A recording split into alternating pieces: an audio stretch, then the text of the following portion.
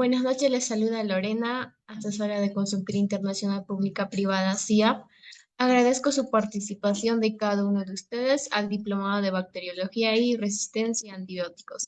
El módulo que se va a desarrollar hoy día es sepsis y shock séptico e infecciones cardiovasculares, que estará a cargo de la doctora Jenny Gabriela García.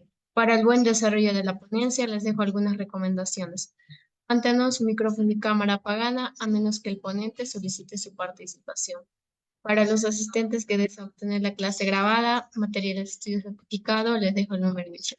Cualquier duda o consulta, responderá el ponente al finalizar la ponencia. Buenas noches, doctora Jenny Gabriela. Le doy el paso a su ponencia.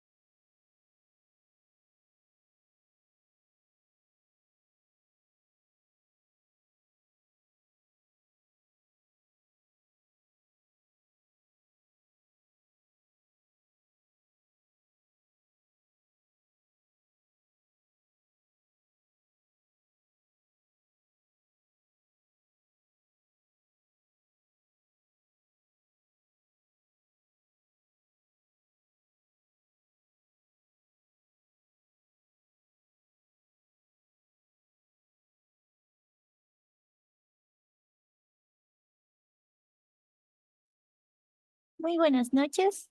¿Será posible que me puedan permitir compartir?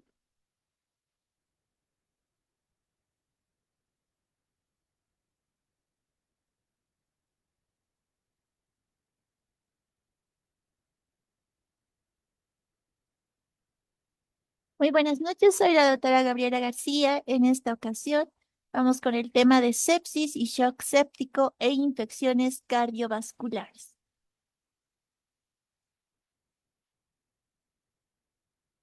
Bueno, vamos a empezar con esta frase de William Osler, que nos dice, salvo en casos excepcionales, parece que el paciente muera por la respuesta de su cuerpo a la infección más que por la propia infección.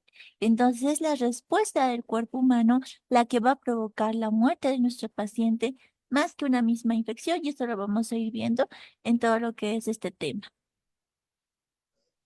Vamos a empezar con lo que es la definición, ¿no? Tenemos una definición conceptual y una definición operativa, ¿ya? En la definición conceptual nos dice que sepsis es la disfunción orgánica grave, amenazante para la vida, debido a una respuesta anómala del individuo a la infección. Y con definición operativa nos referimos al aumento en 2 o más puntos en la escala de SOFA, 2 o más puntos si se asume una puntuación previa de 0. Entonces vamos a ver que decimos que la sepsis o el RIS se define por temperatura mayor a 38 grados centígrados o menor a 36 grados centígrados. La frecuencia cardíaca mayor a 90 latidos por minuto. La frecuencia respiratoria mayor a 20 respiraciones por minuto o la presión arterial de CO2 menor a 32 milímetros de mercurio. Leucocitos mayor a 12.000 por milímetro cúbico o menor a 4.000 por milímetro cúbico o mayor a 10% de las formas inmaduras. Entonces, tomar en cuenta estos parámetros, ¿no? Vamos a centrarnos en lo que es la fisiopatología de la sepsis y a la respuesta inflamatoria sistémica. Aquí podemos ver en los cuadros, bueno, vamos a ver, ¿no? Primero lo que ocurre, se detecta un antígeno infeccioso, que puede ingresar por diferentes lugares a nuestro organismo. ¿Esto qué va a ocasionar? Va a provocar una respuesta, ¿no? Una respuesta pro y antiinflamatoria tipo celular y humoral. Y por consiguiente va a activar a los neutrófilos, monocitos y macrófagos que van a ir a actuar sobre esto, ¿no? Entonces decimos que hay una liberación de los componentes inflamatorios, ¿no? Por eso mismo se han activado estos neutrófilos, ¿no? Hay una liberación de estos componentes inflamatorios, hay disrupción endotelial, hay liberación de las sustancias al plasma, ¿no? Este proceso inflamatorio es secundario. Entonces va a producir lo que son las citocinas y los componentes de la cascada inflamatoria, incluso del ácido araquidónico, ¿no? Luego de esto vamos a ver que hay una disfunción endotelial. Esta disfunción endotelial va a activar a las plaquetas, ¿no? Va a activar a lo que es la cascada de coagulación y va también a la del complemento. Esto va a provocar una microtrombosis generalizada e incremento del cortocircuito sistémico. Entonces, ¿qué ocurre? Va a disminuir el aporte de oxígeno tisular. Con esto vamos a ocasionar un bloqueo de la cadena respiratoria, por lo tanto va a haber hipoxia citopática, ¿ya? A lo que nosotros llamamos síndrome de dificultad microcirculatoria mitocondrial. ¿Y qué es el síndrome de dificultad microcirculatoria mitocondrial? Bueno, es la incapacidad de las células para usar el oxígeno, ¿ya? Esto va a provocar que haya una disminución de la expresión de estas proteínas mitocondriales. Va a ocurrir cambios en lo que es la permeabilidad de la mitocondria. Por lo tanto, se alteran las células de alta demanda de energía y va a ocurrir un aumento de la producción de ADP, por tanto, un aumento de la producción de lactato y una inadecuada depuración de este a nivel mitocondrial. Esto va a activar a la vía de las caspasas y esto va a generar apoptosis.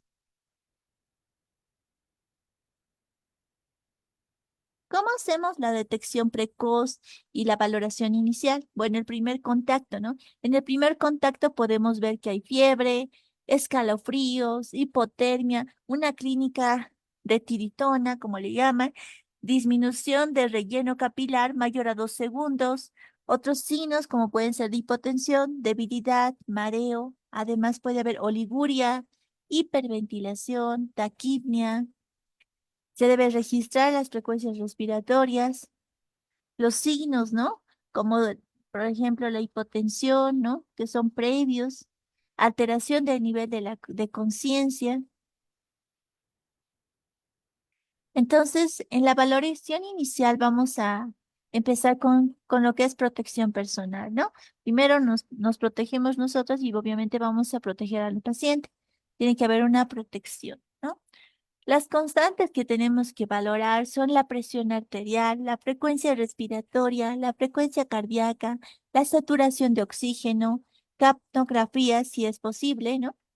Para orientar el foco vamos a hacer lo que es la anamnesis, el examen físico completo, la historia clínica y el resto en función de lo que es la sospecha clínica, ¿no? Dependiendo de dónde vayamos a buscar el foco de infección. Luego vamos a pedir algunas pruebas como ser un hemograma, bioquímica, coagulación, gasometría, además de lactato, procalcitonina, PCR, análisis de orina, electrocardiograma y una radiografía, ¿no? Y también para orientarnos, para saber cuál ha sido el causante etiológico, ¿no? De esta infección, vamos a pedir un hemocultivo que nos puede ayudar mucho a la hora de hacer el diagnóstico. En las manifestaciones clínicas vamos a ver que va a haber tantos signos y síntomas de un cuadro inflamatorio, va a haber signos y síntomas de una infección, va a haber signos y síntomas de la disfunción orgánica. Si se dan cuenta, todos estos signos y síntomas son de manera generalizada, pero a la hora de ver la sepsis tenemos que nosotros tomar en cuenta todas estas. ¿Cuáles serían los signos y síntomas de una infección? Bueno, van a ser dependientes a dónde están, ¿no? Por ejemplo, la localización, como les decía, el lugar donde donde va a ser el foco de infección. Puede ser que haya tenido un accidente y haya habido una fractura a nivel del muslo, por ejemplo, y que a ese nivel esté el foco de infección. Puede que haya habido un derrame, un golpe en su cabeza, etcétera, ¿no? Puede existir diferentes localizaciones donde podemos buscar el foco de infección, ¿no? Tenemos que encontrar lo que es el germen causal, ¿no? Quien ha provocado esta infección. Tenemos que ver la intensidad, las comorbilidades que tiene nuestro paciente. Entre los signos y síntomas secundarios a una disfunción de los distintos órganos, podemos ver que puede afectar al sistema cardiocirculatorio, al respiratorio, al renal, al hepático, metabólico, hematológico, entre otros, ¿no? Estos son los más principales. Y dentro de las manifestaciones clínicas del fallo circulatorio, vamos a tener eh, una hipotensión, como les decía, ¿no? Una presión arterial media menor a 90 milímetros de mercurio o menor a 40 milímetros de mercurio, ¿no? La sistólica. Y puede existir lo que es una hipoxia tisular, lo que les decía, ¿no? Por alteración de la vía de las caspasas. Entonces, en este tipo de pacientes, ¿qué tipo de manifestaciones vamos a encontrar? Podemos encontrar una alteración del nivel de la conciencia, enlentecimiento del relleno capilar, la piel va a estar fría de nuestro paciente, puede que esté sudorosa, puede haber oliguria menor a 0,5 ml por kilogramo hora, el pH menor a 7,3, bicarbonato arterial menor a 20 equivalentes litro, hiperlactacidemia mayor a 2 a 4 milimoles litro y un aumento de lo que es la saturación venosa, ¿no? De CO2 mayor a 70%. Y bueno, para ver lo que es el patrón hemodinámico en el shock séptico, vamos a ver aquí, ¿no? Esto que estamos viendo aquí, que nos dice que la presión arterial es igual al gasto cardíaco por las resistencias periféricas. Entonces vamos a ver cuando es a nivel precoz, tardío, ¿no? Cómo van subiendo, aumentando estas. Dentro de las manifestaciones respiratorias, vamos a encontrar taquimia, una frecuencia respiratoria mayor a 30 respiraciones por minuto. Puede existir hipoxemia con una presión de oxígeno menor a 80 milímetros de mercurio, lesión alveolar aguda, puede haber síndrome de distrés respiratorio del adulto. Entonces, todos estos valores hay que considerarlos, ¿no? También puede existir manifestaciones renales. Dentro de las manifestaciones renales vemos una diuresis menor a 0,5 ml por kilogramo hora. Esta puede ser secundaria a lo que es una hipotensión. Vemos lo que es el fracaso renal agudo también, ¿no? Vamos a ver que puede existir necrosis tubular, glomerulonefritis, nefritis intersticial, glomerulonefritis focal proliferativa, ¿ya? En manifestaciones hepáticas vemos que tenemos la colestasis intrahepática. Bueno, vamos a ver una bilirrubina mayor a 3 miligramos de cilitro. Dentro de estas podemos encontrar incluso una hepatitis, fracaso hepático, ¿no? En casos graves o en el SIDS. Manifestaciones neurológicas, alteraciones de la conducta, alteraciones del sensorio, polineuropatía periférica. Y bueno, ya viendo todas las manifestaciones que podemos encontrar en los diferentes órganos, los más principales, efectivamente, vamos a ver aquí estas escalas que nos indican para poder diagnosticar que es una sepsis, ¿no? Por lo menos para darnos una referencia de que es una sepsis.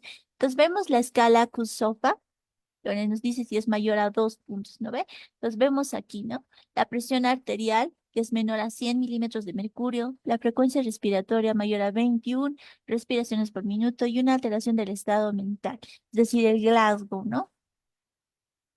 ¿Y cómo podemos utilizar estas tablas? De igual forma, podemos ver aquí, ¿no? Podemos ver esta escala de advertencia temprana. Para eso son escalas extrahospitalarias. Dentro de estas vamos a ver que tenemos las diferentes valoraciones, ¿no? Vamos a ir viendo según la frecuencia respiratoria, entre otras, ¿no? Aquí tenemos la saturación de oxígeno, si vamos a utilizar oxígeno suplementario, cómo está la tensión arterial sistólica, la frecuencia cardíaca, el nivel de conciencia, la temperatura. Vamos sumando lo que son estas y aquí tenemos las respuestas, ¿no? Ante la escala vamos a ver.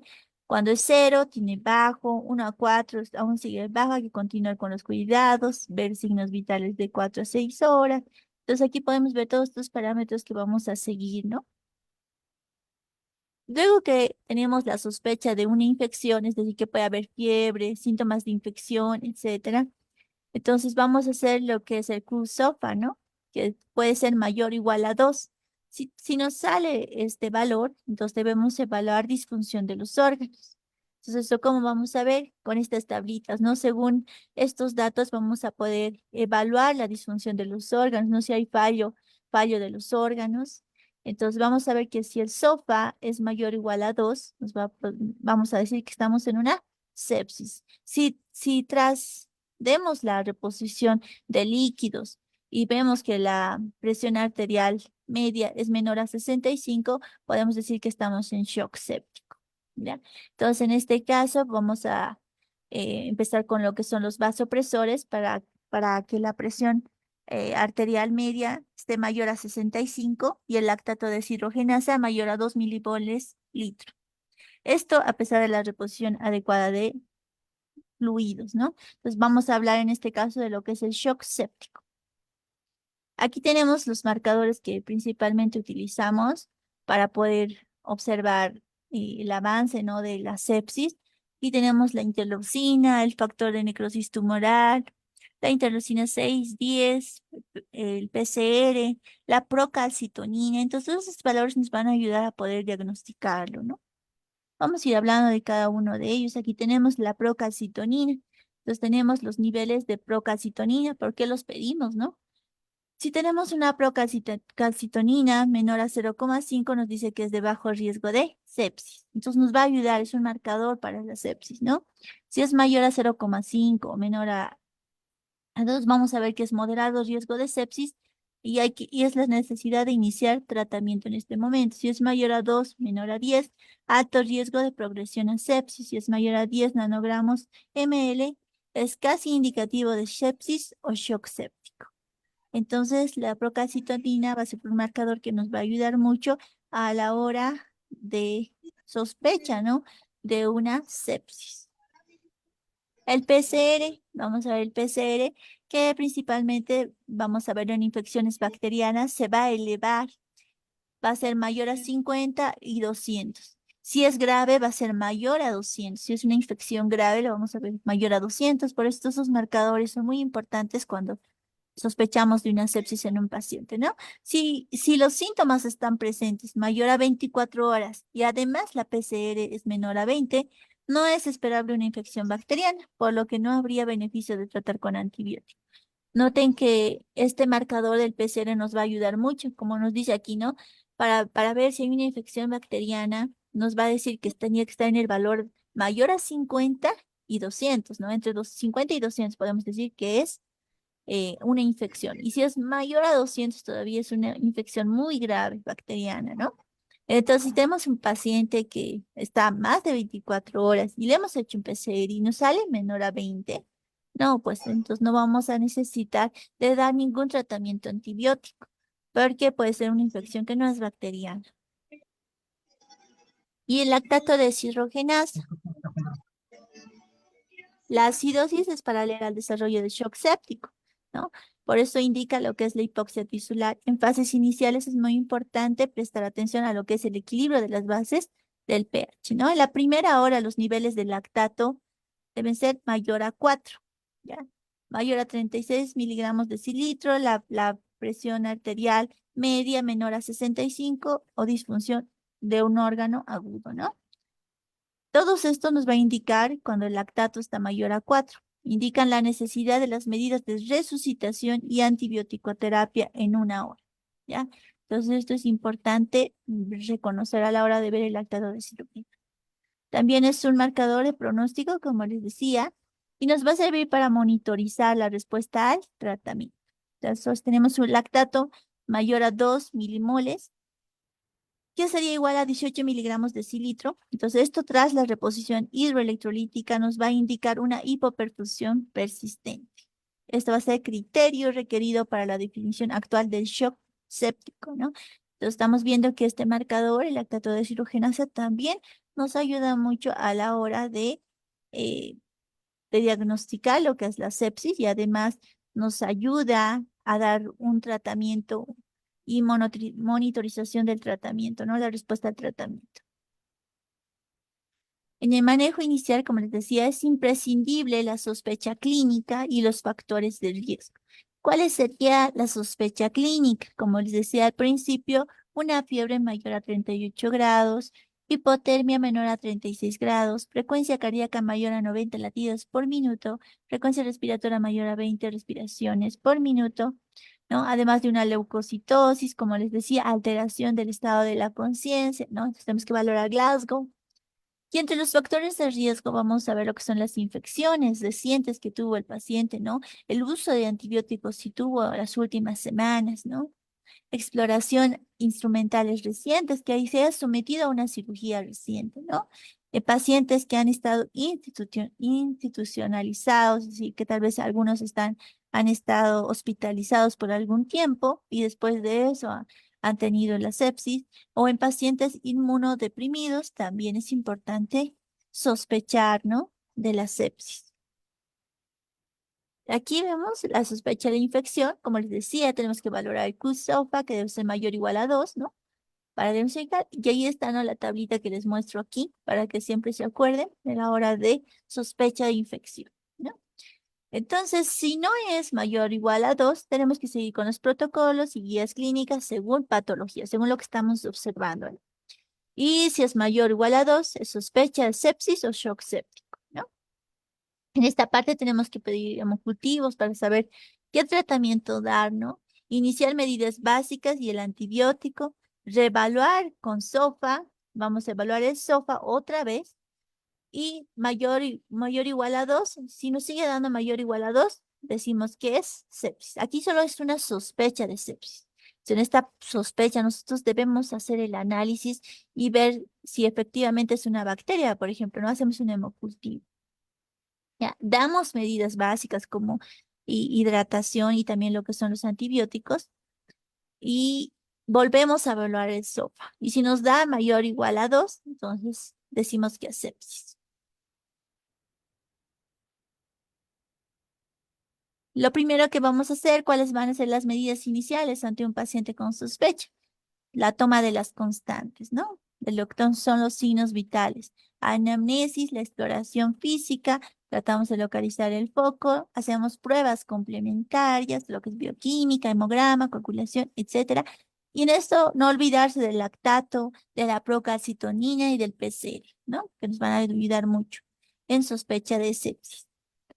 También hay que pedir un electrocardiograma, dependiendo, ¿no? Si sospechamos que es a nivel cardíaco, podemos pedir rayos X de tórax, si pensamos que es algo pulmonar, un orocultivo, si pensamos que es una infección a nivel urológico o renal, ¿no? Comenzamos el tratamiento en la primera hora con antibiótico-terapia y fluidoterapia.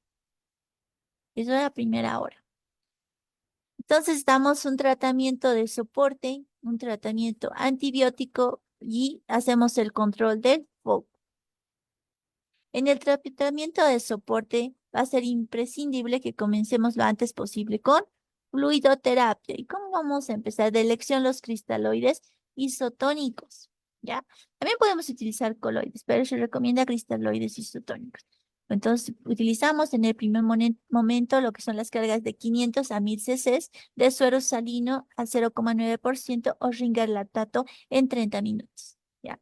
Según las guías, lo que se aconseja es profundir cristaloides a un ritmo mayor a 30 ml por kilogramo. ¿Ya? Y hay que vigilar, obviamente, que no se produzcan los signos de sobrecarga o volumen durante estas primeras horas.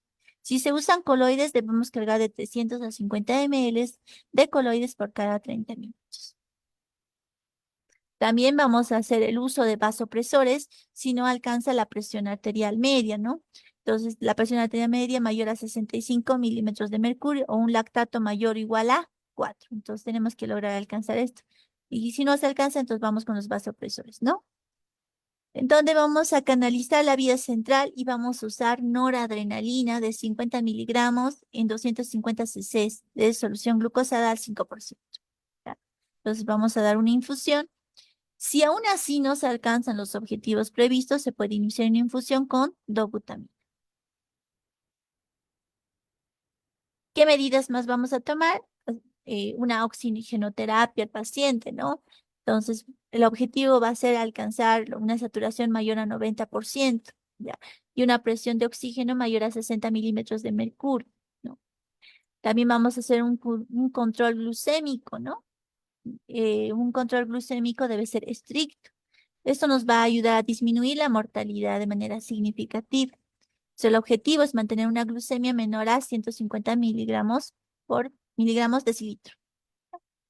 También vemos el soporte hemostásico, es decir, una vez que se haya resuelto lo que es la perfusión, se mantiene eh, se mantiene lo que es el soporte, se van a realizar, o sea, si baja lo que es la hemoglobina, disculpe, si baja la hemoglobina, vamos a tener que hacer algunas transfusiones, ¿no? Ya sea por los sangrados, va a ser un concentrado de hematíes. Ahora, si vemos que necesita plaquetas, vamos a ver también el recuento de las plaquetas, ¿no? También podemos transfundir plaquetas. Entonces, todo esto tenemos que ver, ¿no? Pidiendo un hemograma. Y el bicarbonato. Su uso está recomendado solo en situaciones donde se verifique una cifra del pH menor o igual a 7.15, 7.1. En cuanto a los corticoides, el uso de la hidrocortisona 200 miligramos día, ¿ya? Si no hay respuesta a los vasopresores. Aquí tenemos los corticoides de igual manera. También se puede hacer profilaxis de lo que es la trombosis venosa profunda, la profilaxis de lo que son las úlceras por estrés, con uso de inhibidores de la bomba de potasio, protones, perdón. Nutrición, vamos a ver, dependiendo esto, ¿no? De la nutrición, vamos a ver, depende del paciente. En algunos casos vamos a tener que utilizar la vía enteral. Aquí. Y bueno, aquí un resumen de los objetivos que tenemos que hacer, ¿no? Antes de 1 hora, tenemos que ver en los niveles de lactato, extraer hemocultivos, administrar antibióticos intravenosos, iniciar fluidoterapia 30 ml por kilogramo menor a las 3 horas. Entonces, esto se debe hacer antes de la 1 hora, ¿ya? En sospecha. Luego, antes de las 3 horas, vamos a dar lo que es la noradrenalina, ¿ya? Esto para la noradrenalina hemos dicho, para mantener la presión arterial media mayor a 65 milímetros de mercurio, ¿ya? Y también vamos a pedir nuevos niveles de lactato. Y antes de las 6 horas vamos a hacer un control de las fuentes de infección, porque ya yo creo que ya vamos a tener algo de para el diagnóstico, para saber qué es lo que lo ha provocado, ¿no? Aquí vamos a ver la antibioticoterapia. Cuando vemos sepsis sin foco, ¿no? Vamos a ver aquí sin factores de riesgo y con factores de riesgo, ¿no? De elección vamos a utilizar lo que es la ceftriaxona o cefotaxima. Y si tuviera alergia a beta-lactámicos, utilizamos el Astronam o levofloxacin. Y en pacientes con factores de riesgo de elección, el meropenem más la amicacina o más la vancomicina, ¿no? Y si el paciente tuviera alergia a beta-lactámicos, vamos a utilizar el Astronam más amicacina. Si tenemos una sepsis de origen respiratorio, si tenemos una sepsis de origen urológico, ¿no?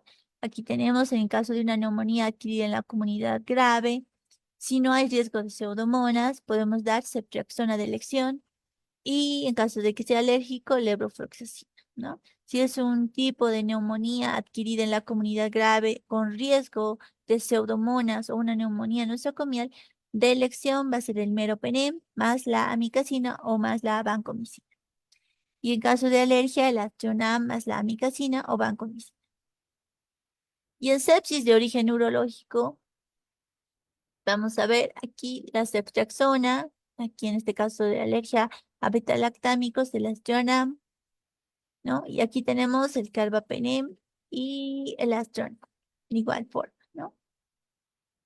Si es una sepsis de origen abdominal comunitaria, ¿no? En este caso puede producirse por una colecistitis, por una diverticulitis o una peritonitis primaria.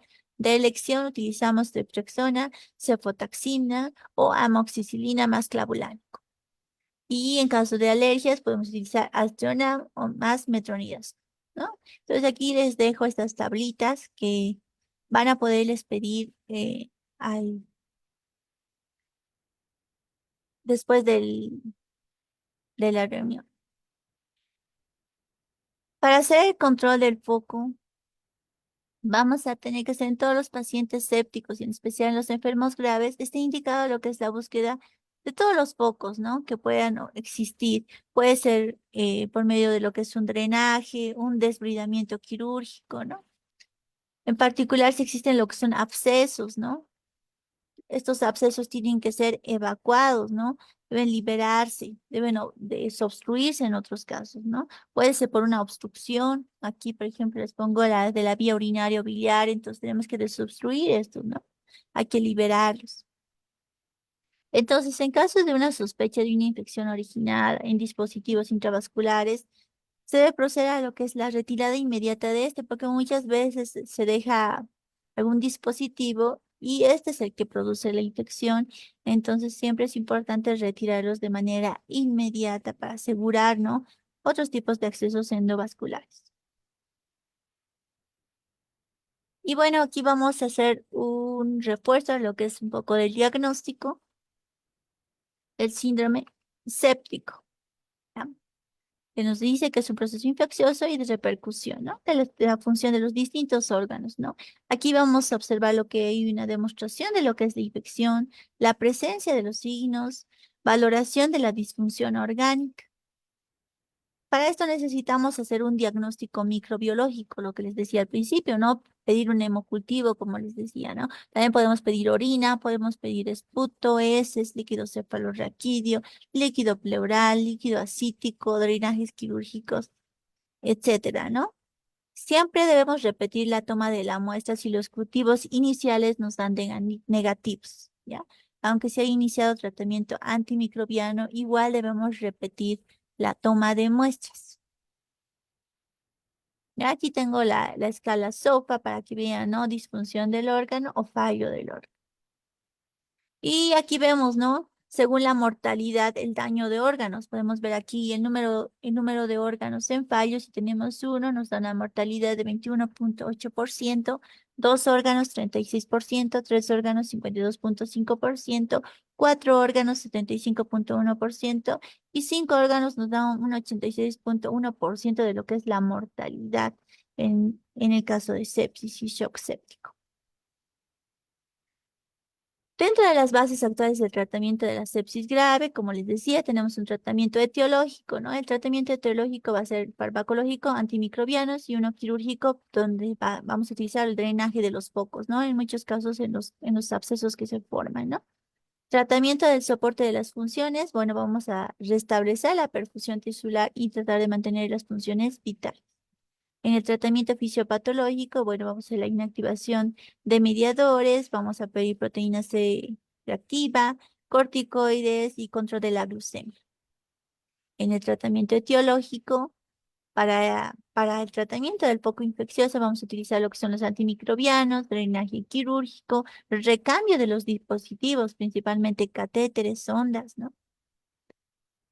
En urgencias infectológicas, bueno, vamos a ver que hay fiebre en inmunodeprimidos, neutropenia febril, esplenectomizados, hay que tener en cuenta en casos de meningitis, en endocarditis, celulitis aguda necrotizante y en nuestro caso lo que es la sepsis. En el tratamiento antimicrobiano debe ser precoz, empírico y correcto. Nos dicen que la terapia antimicrobiana empírica inicial inapropiada. A veces nosotros iniciamos una terapia antimicrobiana empírica que puede no ser la apropiada, por eso aquí se pone esto del correcto, ¿no? Si no es la apropiada, nos va a asociar a lo que es una mayor mortalidad de nuestro paciente, ¿no? De los 28 a los 60 días. Y entonces hay un incremento de la progresión a la respuesta inflamatoria del 74%. Entonces aumenta la mortalidad si nosotros damos un antibiótico inapropiado. Como les decía, debe ser precoz, tenemos que dar la primera hora del diagnóstico. Efectivamente va a ser empírico porque desconocemos al patógeno y debe ser correcto, no tratar de acertar la dependencia de la supervivencia. Debe ser un antibiótico empírico, el tratamiento que utilicemos debe ser de cobertura amplia, dependiendo, ¿no? El origen, el foco y los factores de riesgo de nuestro paciente. Entonces vamos a utilizar un antibiótico de amplio espectro, ¿no? Que nos ayude a eliminar tanto gram positivos, gram negativos, incluso anaerobios, hongos e incluso virus, ¿no? En algunos casos. En el soporte de las funciones, bueno, tenemos que entender que el shock se debe al aporte insuficiente de oxígeno a los tejidos, ¿no? El objetivo de esta va a ser la reanimación al paciente de shock, ¿no? Para tratar de mantener el aporte adecuado de oxígeno a los tejidos. Entonces, para la hipoperfusión tisular en la sepsis, tenemos que hacer la reposición del volumen circulatorio y el aporte de fármacos vasotensores, ¿no?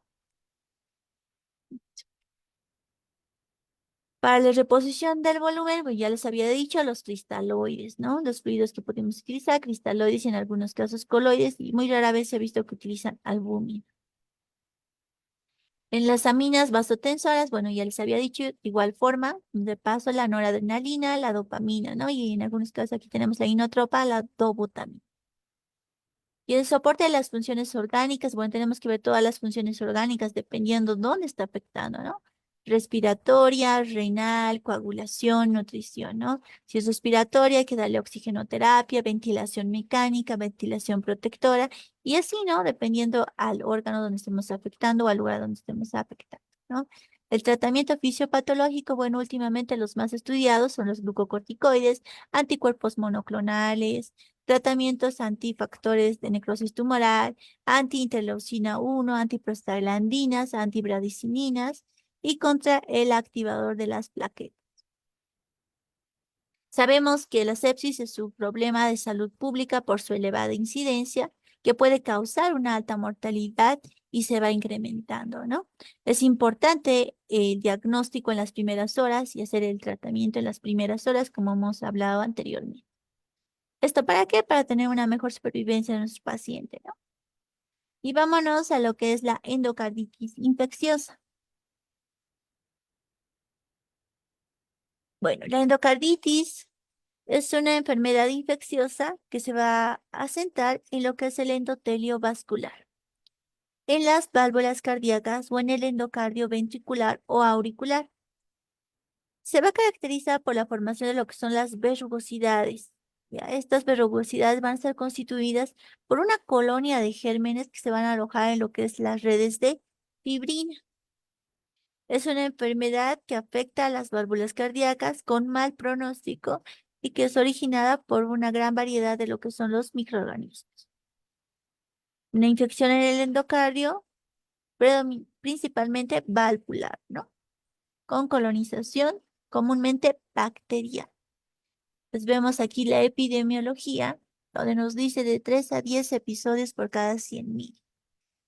Puede ser de 14.5 episodios por cada 100.000. Ha ido aumentando, ¿no? Vemos que ocurre en las edades de 47 a 69 años, en un porcentaje 2 a 1 con las mujeres, entonces es más predisponente en varones. En pacientes que han tenido prótesis valvular, 40% afecta a personas en 40% sin factores de riesgo. Puede ser producido principalmente por Staphylococcus aureus y también en personas por medio de lo que son las drogas intravenosas en un 27-76% en pacientes con VIH. Dentro de los factores de riesgo, vamos a ver, ¿no? Las alteraciones cardíacas y vasculares que van a predisponer a una endocarditis infecciosa. Tenemos las cardiopatías congénitas, que serían acianógenas, cianógenas, incluso cirugías. También puede ser producido por catéteres, los drenajes de hidrocefalia, ¿no? Drenajes peritoneo venoso. En casos de fiebre reumática, prolapso valvular mitral, endocarditis previa, pacientes que hayan tenido enfermedades degenerativas, ¿no? Como una estenosis aórtica, que tengan prótesis valvulares. En caso de embarazos puede ocurrir, en pacientes con hemodiálisis, pacientes con trasplante cardíaco, en pacientes con miocardiopatía hipertrófica obstructiva, en pacientes con síndrome de Marfan, en pacientes que usan drogas intravenosas y en pacientes con SIDA. Entonces, estos son los factores de riesgo, ¿no? A tener una infección cardíaca. Desde aquí vemos una endocarditis sobre las válvulas protésicas, ¿no? Nos dice que 10 a 30% de todos los casos y una frecuencia máxima en los primeros 6 meses y es inmediata en el caso menor o igual a 60 días de una infección de una cirugía, ¿no? Infección de la cirugía. Puede ser diferida mayor a 60 días, donde va a haber una infección adquirida en la comunidad. Entonces vamos a ver el tiempo, ¿no? El tiempo que se pueda producir. En todos los casos, como les decía, de 6 meses, si es una infección inmediata o diferida, ¿no? Si es inmediata, menor a 60 días, y si es diferida, mayor a 60 días. Entonces, esta es adquirida ya en la comunidad. En cambio, esta ha sido una infección de la cirugía. Entonces, hay que ver la cantidad de días, preguntar a nuestro paciente hace cuántos días ya ha salido de cirugía, si es que hubiera tenido algún tipo de cirugía. Entonces, eso nos va a ayudar mucho, ¿no?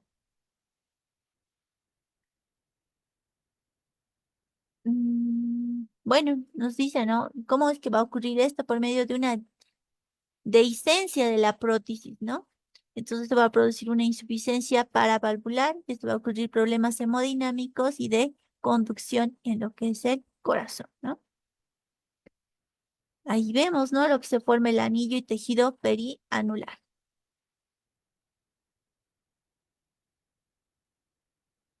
¿Qué va a ocurrir? ¿Qué vamos a ver en una endocarditis? Vamos a ver lo que son las vegetaciones grandes. Esto va a producir estenosis valvular, aórtica y va a tener un inicio de 12 meses, ¿no? Esto va a tener una probabilidad de invasión, ¿no? Si es tardía, puede ser por medio de una insuficiencia cardíaca congestiva en el 40%, ¿no? Puede haber complicaciones y si fuera cerebrovascular en 26 a 28%, ¿no? Y periféricos de 15 a 28%. En cuanto a la etiología, vamos a ver que el principal causante de la endocarditis es el Staphylococcus aureus o el Staphylococcus epidermidis. ¿Ya? Luego tenemos al Streptococcus viridis, Streptococcus pneumoniae. Luego tenemos a los hongos, ¿no? Que pueden ser Candida albicans, Histoplasma y Aspergillus, ¿ya? Estos principalmente a pacientes con VIH. Entonces aquí tenemos las bacterias gram negativas que pueden producir esta endocarditis. Hay un memotecnio que es ASEC, ¿no? ASEC.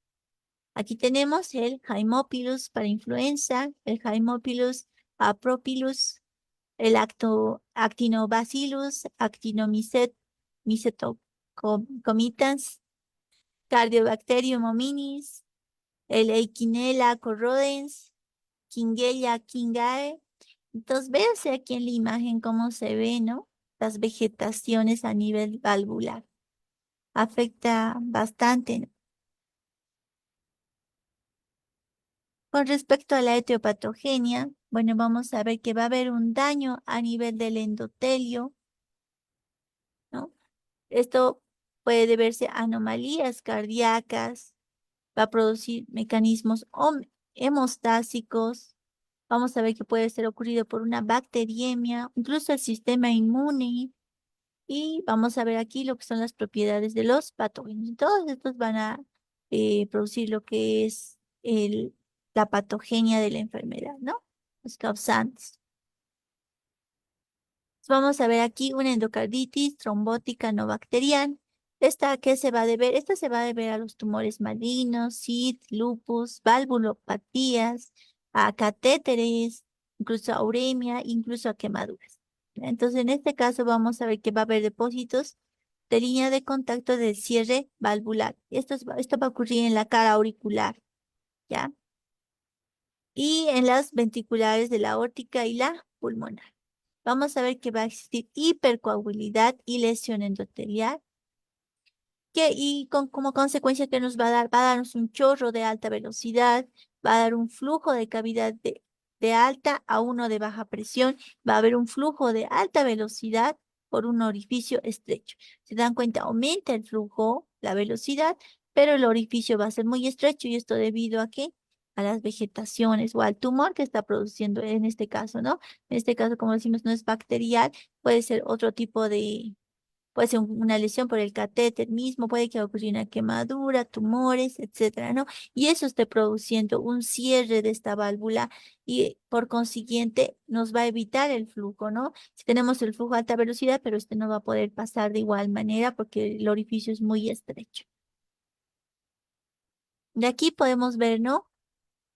Cómo es que se forman estas vegetaciones, ¿no? Tenemos aquí primero, va a ocurrir lo que es una lesión endotelial, esto por diferentes factores, ¿no? Ya sean factores hemodinámicos o traumáticos, ¿no?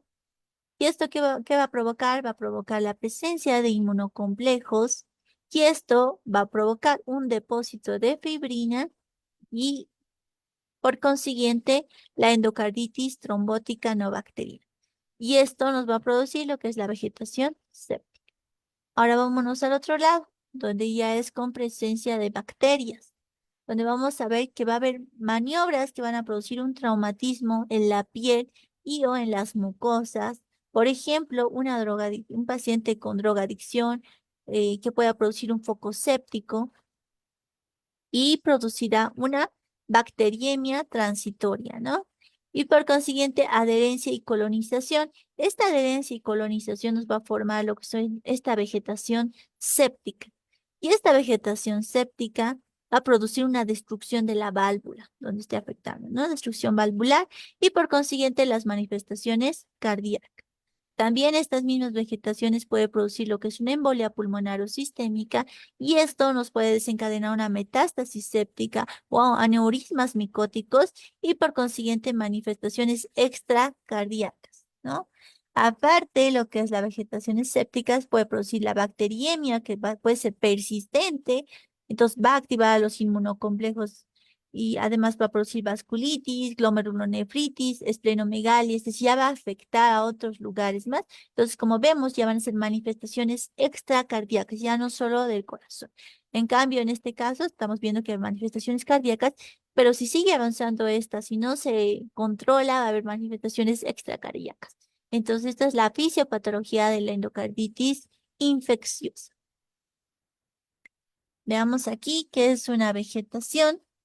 Una vegetación es una masa amorfa de tamaño variable de plaquetas, fibrina, microorganismos y células inflamatorias. Vean cómo se ve aquí en la imagen, cómo es que está afectando al aparato valvular, ¿no? Vemos aquí que es como una masa que incluso no va a dejar, no deja que pase muy bien el flujo de sangre. Entonces, en este lugar que vamos a encontrar plaquetas, fibrina, microorganismos y células inflamatorias propias, ¿no? Que deben actuar en nuestro organismo. De igual forma, aquí podemos observar, miren cómo se van empezando a formando en la válvula, poco a poco, y hasta que llega a esta zona todo, y puede llegar incluso a obstruirla. Y vamos a clasificarlas en aguda, subaguda y crónica. Subaguda puede ser por Staphylococcus aureus, ¿no? Tiene una toxicidad notable, puede ser de días a semanas y hay destrucción valvular e infección metastásica. Lo que les decía, cuando hay una infección metastásica va a afectar a otros órganos más, ¿no? Y en subaguda tenemos al Staphylococcus viridans y al Enterococcus, ¿no? Y estos van a producir una toxicidad escasa, puede ser de semanas a meses y no hay metástasis.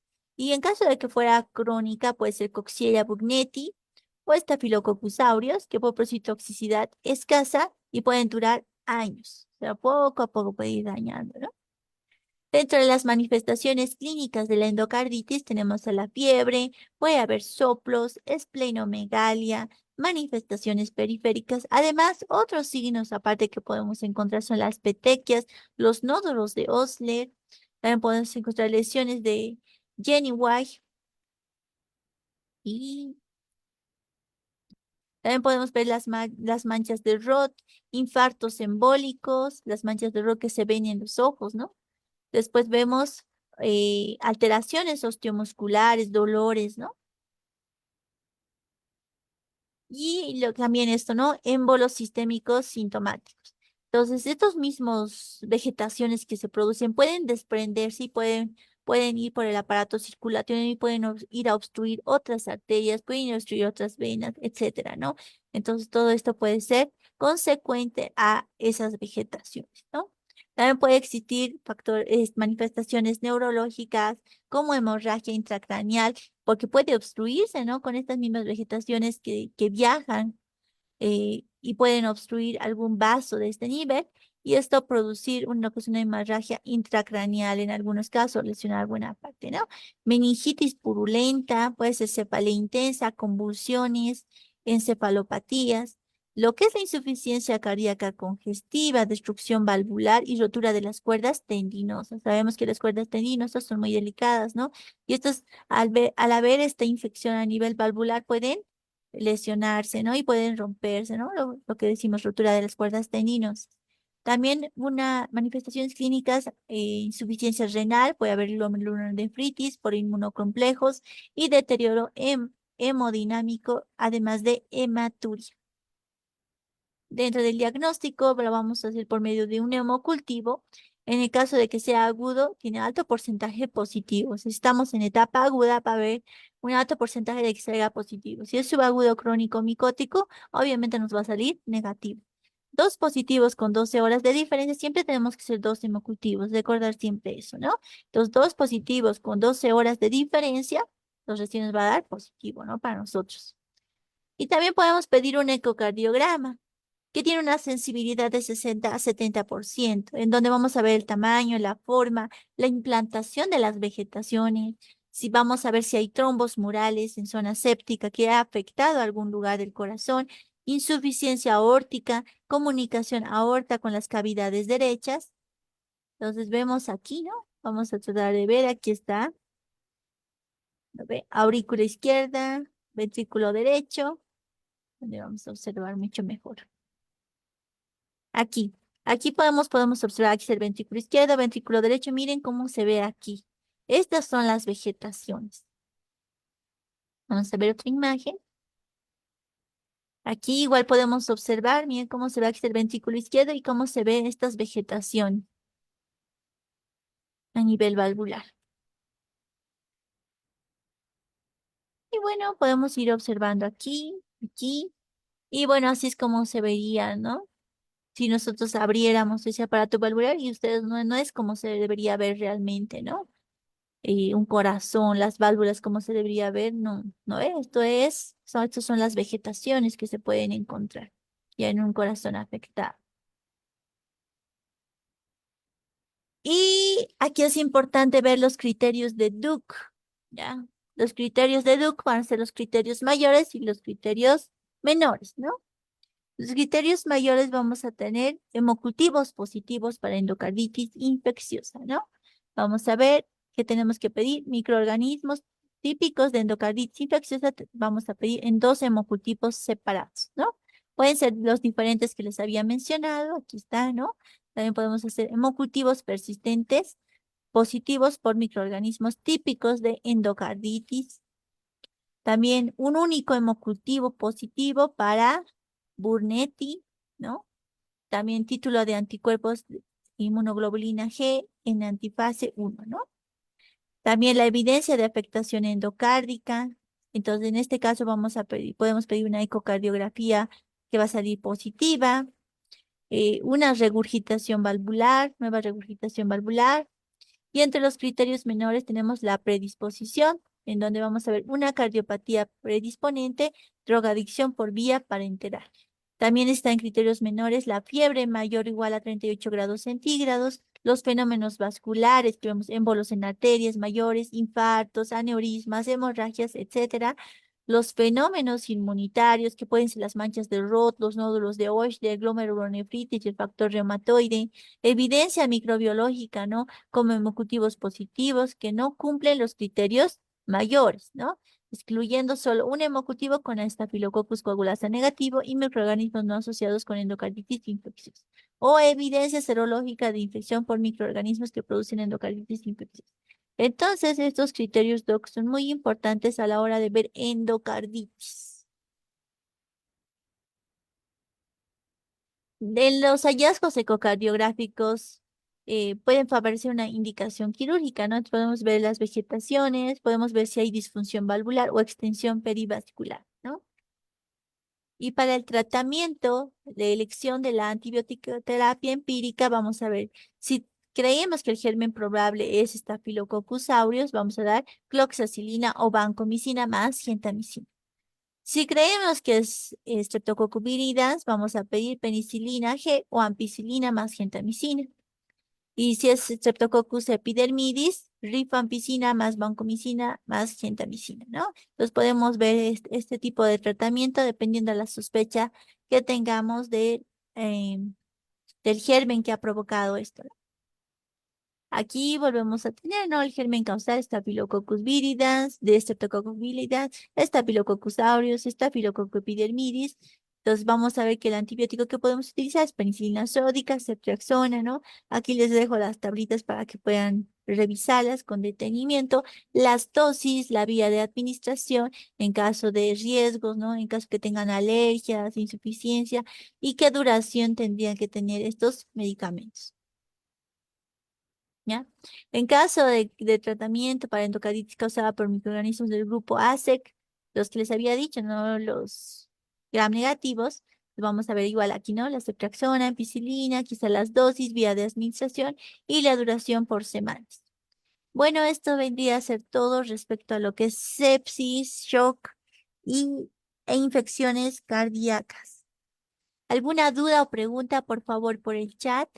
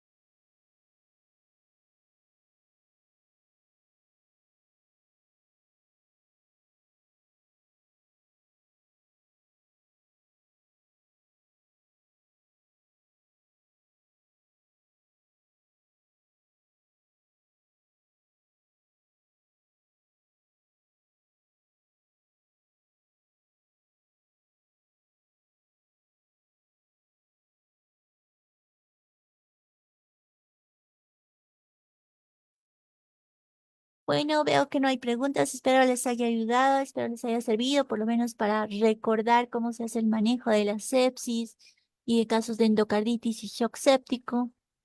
Soy la doctora Gabriela García desde La Paz, Bolivia. Que tengan muy buenas noches.